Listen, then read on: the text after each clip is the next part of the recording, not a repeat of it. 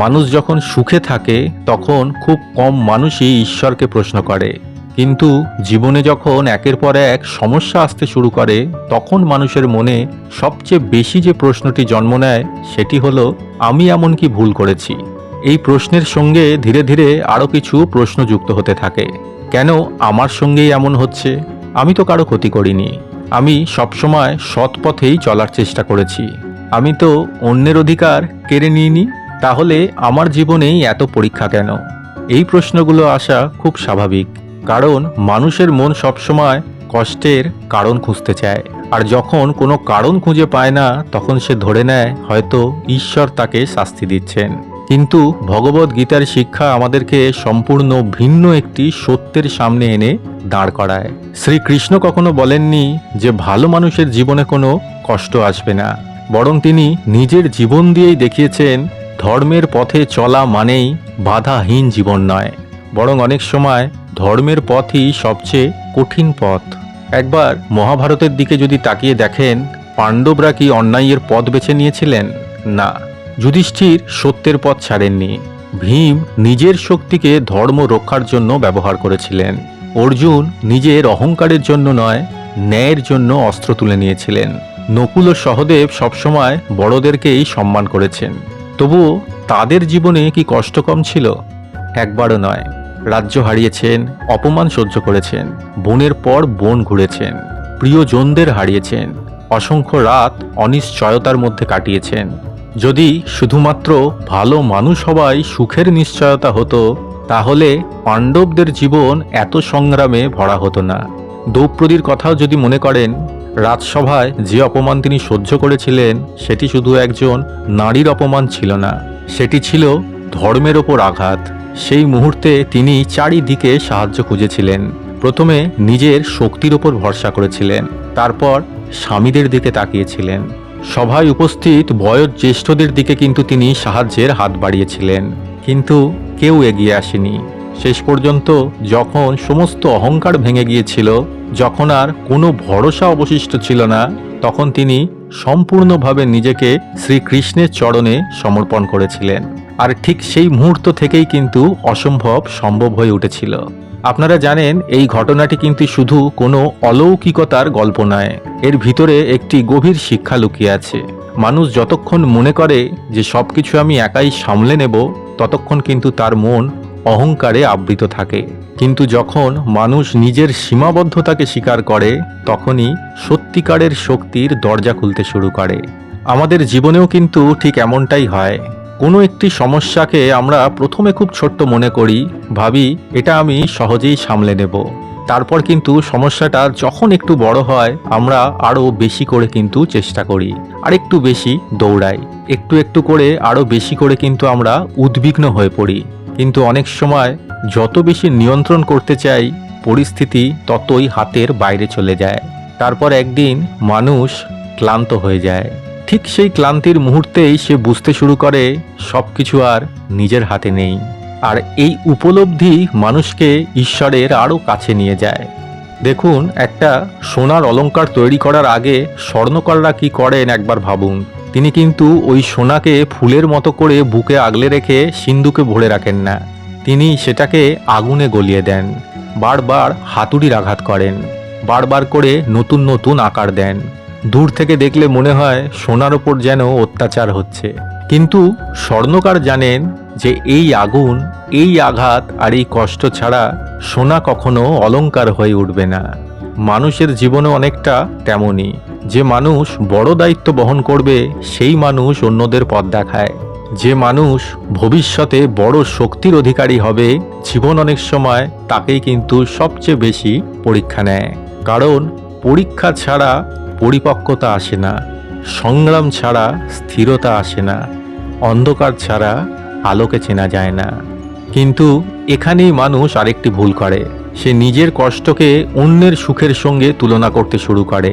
সে ভাবে অমুক কত ভালো আছে, তমুকের জীবনে কোনো সমস্যা নেই, সবাই সুখে আছে, কিন্তু শুধু আমিই কষ্ট পাচ্ছি। কিন্তু আমরা কি সত্যিই অন্যের জীবনের ভেতরটা দেখতে পাচ্ছি? যে মানুষ বাইরে থেকে হাসছে, সে হয়তো রাতে ঘুমাতে পারে না, আবার যে মানুষকে বাইরে থেকে আমরা সফল বলে মনে করি সে হয়তো ভিতরে ভিতরে একেবারেই ভেঙে পড়েছে। যে মানুষটা বাইরে থেকে সম্পূর্ণ সে হয়তো নিজের সবচেয়ে বড় শূন্যতার সঙ্গে প্রতিদিন লড়াই করছে। আমরা সাধারণত অন্যের হাসি দেখি কিন্তু তার কান্নাটা দেখতে পাই না, অন্যের সাফল্যটা দেখি কিন্তু তার সংগ্রামটা দেখি না। এই কারণেই তুলনা মানুষের শান্তিকে ধীরে ধীরে গ্রাস করে। শ্রীকৃষ্ণ কখনো বলেননি অন্যের জীবনকে দেখো, তিনি বলেছেন নিজের ধর্ম পালন করো, নিজের কর্তব্য পালন করো। কারণ প্রত্যেক মানুষের জীবনের পথ আলাদা, প্রত্যেক মানুষের শিক্ষা আলাদা, প্রত্যেক মানুষের পরীক্ষাও আলাদা। যে পরীক্ষাটি একজনের জন্য প্রয়োজন সেটি কিন্তু অন্যজনের জন্য প্রয়োজন নাও হতে পারে।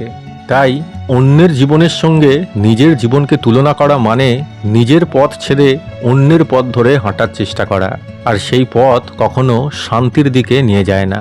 কিন্তু যদি কষ্ট জীবনেরই একটা অংশ হয় আর জীবনের এই পরীক্ষা যদি এড়াতে না পারি তাহলে মানুষ শক্তি পাবে কোথা থেকে? বারবার ভেঙে পড়ার পর আবার উঠে দাঁড়ানোর সাহস কিভাবে আসবে? এই প্রশ্নের উত্তরই শ্রীকৃষ্ণের পরবর্তী শিক্ষা। কারণ তিনি বলেন মানুষের সবচেয়ে বড় বন্ধু আবার সবচেয়ে বড় শত্রু হলো তার নিজের মন। আর যতদিন মানুষ নিজের মনকে জয় করতে না পারবে ততদিন বাইরের কোনো জয়ই তাকে প্রকৃত শান্তি দিতে পারবে না। জীবনের অধিকাংশ যুদ্ধই কিন্তু আমাদের বাইরের জগতের সাথে হয় না, হয় আমাদের ভেতরে। মানুষ প্রতিদিন পৃথিবীর সঙ্গে যতটা না লড়াই করে তার থেকেও বেশি লড়াই করে নিজের মনের সঙ্গে। আর এই লড়াইটারই কিন্তু কোনো শব্দ নেই, কেউ সেটা দেখতেও পায় না। কিন্তু প্রতিটি মানুষ কোনো না কোনো সময় এই অদৃশ্য যুদ্ধের মধ্য দিয়েই যায়। কখনো সেই যুদ্ধটা হয় আমাদের ভয়ের সাথে, কখনো অতীতের কোনো খারাপ স্মৃতির সাথে, আবার কখনো ভবিষ্যতে কি হবে সেই অনিশ্চয়তার সঙ্গে, কখনো নিজেরই তৈরি করা সন্দেহের সাথে। অদ্ভুত ব্যাপার হলো অনেক সময় বাইরের পরিস্থিতি যতটা কঠিন নয় তার থেকেও কঠিন হয়ে ওঠে আমাদের চিন্তাগুলো। একটা খুব ছোট্ট সমস্যা মনের ভিতর যখন বারবার ঘুরতে থাকে সেটা কিন্তু একসময় একটা বিশাল পাহাড়ের মতো মনে হতে থাকে। যে কথাটি কেউ হয়তো ভুলেও বলে ফেলেছিল সেটাই কিন্তু দিনের পর দিন আমাদের মনের মধ্যে ঘুরতে থাকে।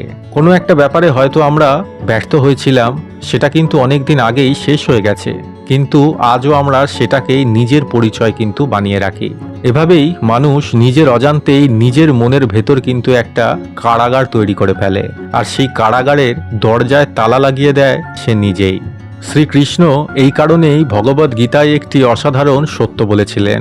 তিনি বলেছিলেন আত্মাই মানুষের বন্ধু, আত্মাই মানুষের শত্রু। এই কথার অর্থ কিন্তু শুধু আধ্যাত্মিক নয়, এটা মানুষের মনোবিজ্ঞানেরও একটা গভীর সত্য। একই পরিস্থিতিতে আমরা দুজন মানুষ কিন্তু সম্পূর্ণ ভিন্নভাবে প্রতিক্রিয়া জানাই। একজন ব্যর্থ হয়ে হয়তো ভাবে এরপর আমার আর কিছুই হবে না, আর একজন একই ব্যর্থতার পর ভাবে এটাই আমার জীবনের একটা নতুন শিক্ষা। ঘটনাটা একই, পরিস্থিতিটাও এক, কিন্তু পার্থক্য শুধু মনের দৃষ্টিভঙ্গিতে। তাই শ্রীকৃষ্ণ বাইরের পৃথিবীকে বদলানোর আগে নিজের মনের ওপর জয়লাভ করতে বলেছেন। কারণ যে মানুষ নিজের মনকে সামলাতে পারে তাকে বাইরের ঝড় বা বাইরের আঘাত খুব বেশি কিন্তু নাড়াতে পারে না। নদীর দিকে যদি আমরা তাকিয়ে দেখি, রোজ নদীর ওপর দিয়ে কত কিছু ভেসে যায়। শুকনো পাতা, ডালপালা, ময়লা, ফুল সবই আসে আবার কিন্তু চলেও যায়। নদী কিন্তু কোনো কিছুকেই ধরে রাখে না। যদি নদী প্রতিটি জিনিসকে ধরে রাখতে চাইতো তাহলে কিন্তু তার প্রবাহটাই থেমে যেত। আমাদের মানুষের মনও কিন্তু অনেকটা এই নদীর মতোই হবার কথা ছিল। চিন্তা আসবে, চলে যাবে, স্মৃতি আসবে, আবার চলে যাবে, দুঃখও আসবে, একদিন সেটিও চলে যাবে। কিন্তু আমরা কি করি, যে দুঃখ চলে যাওয়ার কথা সেটাকেই শক্ত করে ধরে রাখি, আর যে অপমানগুলো ভুলে যাওয়ার কথা সেগুলোকেই প্রতিনিয়ত প্রতিদিন মনে করতে থাকি। যে ব্যর্থতা আমাদের জীবনে এসেছিল আমাদেরকে শিক্ষা দেবার জন্য, সেটাকেই কিন্তু আমরা আমাদের নিজেদের পরিচয় বানিয়ে ফেলি। এই কারণেই আমরা দুঃখের থেকেও বেশি কষ্ট পাই নিজের চিন্তা ভাবনার জন্য। শ্রীকৃষ্ণ কখনো বলেননি জীবনে কষ্ট আসবে না, তিনি এটাও বলেননি যে জীবনে ভয় আসবে না।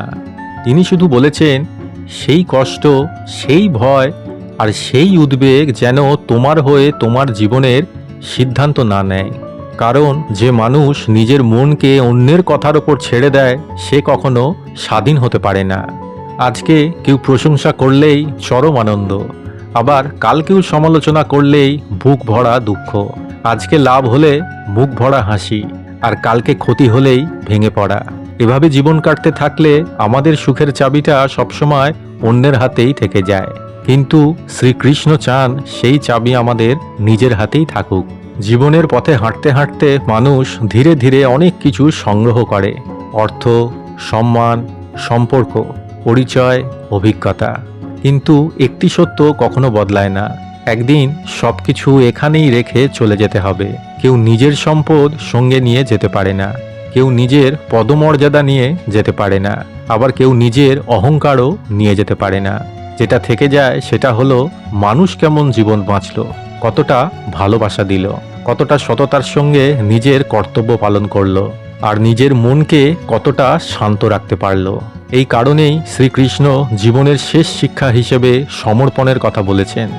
সমর্পণ মানে হাল ছেড়ে দেওয়া নয়, সমর্পণ মানে নিজের সর্বোচ্চ চেষ্টা করার পর যে ফল আসবে তাকে শান্ত মনে গ্রহণ করার শক্তি অর্জন করা।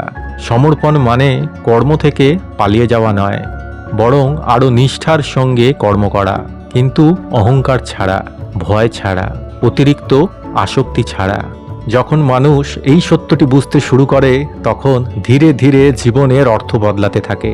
তখন সে শুধু সাফল্যের পিছনে দৌড়ায় না, শান্তির খোঁজও শুরু করে। তখন সে শুধু অন্যকে হারানোর কথাই ভাবে না, নিজের দুর্বলতাকে জয় করার চেষ্টা করে। তখন সে শুধু এই পৃথিবীর প্রশংসা চায় না, নিজের বিবেকের প্রশংসা পাওয়ার চেষ্টা করে। আর ঠিক সেই মুহূর্ত থেকেই মানুষের ভিতরে সত্যিকারের পরিবর্তন শুরু হয়। হয়তো জীবনের সব সমস্যা একদিনেও শেষ হয় না, আগামীকালও নতুন নতুন পরীক্ষা আসবে। হয়তো আপনার সামনে আরও কঠিন সময় অপেক্ষা করছে, কিন্তু যদি শ্রীকৃষ্ণের এই শিক্ষাগুলো হৃদয়ে ধারণ করা যায় তাহলে সমস্যাগুলো আগের মতো ভয়ঙ্কর মনে হয় না। কারণ তখন মানুষ বুঝে যাবে প্রতিটি অন্ধকার রাতের পরেই সূর্য ওঠে, প্রতিটি ঝড়ের পরেই আকাশ পরিষ্কার হয়, আর প্রতিটি পরীক্ষার পরেই জীবনের নতুন শিক্ষা আসে। আর প্রতিটি সত্যিকারের সংগ্রাম মানুষকে আগের চেয়েও আরও বেশি শক্তিশালী করে তোলে। বন্ধুরা, জীবনের পথে যখনই মনে হবে সব দরজা বন্ধ হয়ে গেছে, ঠিক তখনই একটি কথা মনে রাখবেন: শ্রীকৃষ্ণ কখনো সহজ জীবনের প্রতিশ্রুতি দেননি। তিনি মানুষকে শক্তিশালী হওয়ার পথ দেখিয়েছেন। তিনি এমন একটি মন গড়ে তুলতে শিখিয়েছেন যে মন ঝড়ের মধ্যেও স্থির থাকতে পারে, যে মন ব্যর্থতার মধ্যেও আশা দেখতে পারে, যে মন কষ্টের মধ্যেও ঈশ্বরের শিক্ষা খুঁজে নিতে পারে। আর এমন মন যার আছে তাকে পরাজিত করা পৃথিবীর কোনো শক্তির পক্ষেই সহজ নয়। যদি আজকের এই আলোচনাটি আপনার চিন্তাকে একটুও বদলে দিয়ে থাকে তবে আমাদের এই চ্যানেলটি সাবস্ক্রাইব করতে ভুলবেন না। মনে রাখবেন, শ্রীকৃষ্ণের প্রতিটি শিক্ষা শুধু শোনার জন্য নয়, নিজের জীবনে প্রয়োগ করার জন্য। পরবর্তী ভিডিওতে আবার দেখা হবে। ভালো থাকবেন, সুস্থ থাকবেন। রাধে রাধে।